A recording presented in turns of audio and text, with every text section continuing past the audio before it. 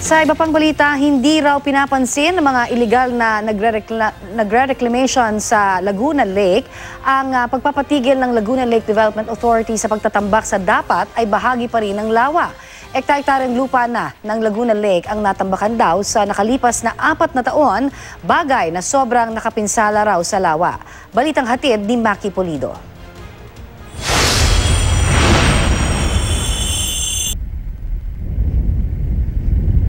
Tubig pa dapat ng Laguna Lake ang natatanaw sa bahaging ito ng lawa sa Taguig City. Sa halip, ilang ektaryang patag na lupain ang makikita dahil sa walang tigil na pagtambak sa lawa ng ilang pribadong individual. So it's both environmental, ecological, nakakapinsala po sa lawa, nakakapollute sa tubig. Ayon sa caretaker, sa bahaging ito ng lawa sa Taguig, 28 truck kada araw daw ng construction debris ang hinahatid ng isang construction company.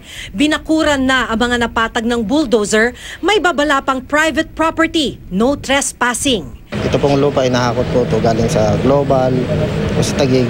Dito po dinadala. Sa ano mamiyan, mga excavation po ng mga lupa. Mula sa Global, ganyan po. Yung mga hinuhukay po na tatayo ng building.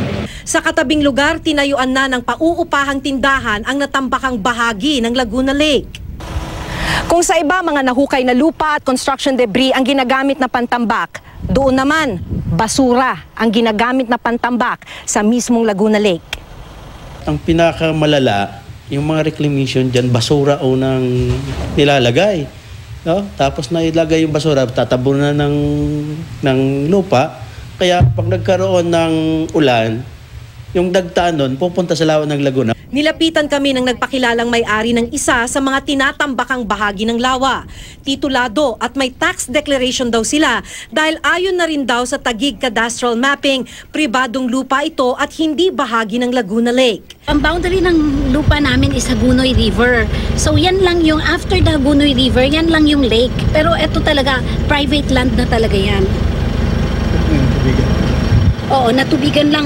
Pero sabi ng Laguna Lake Development Authority, lake bed ang tinatambakan kaya't illegal reclamation ito.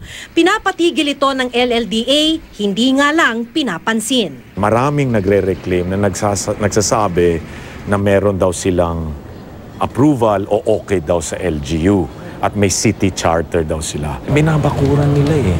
And then they shoo us away. Minsan may baril.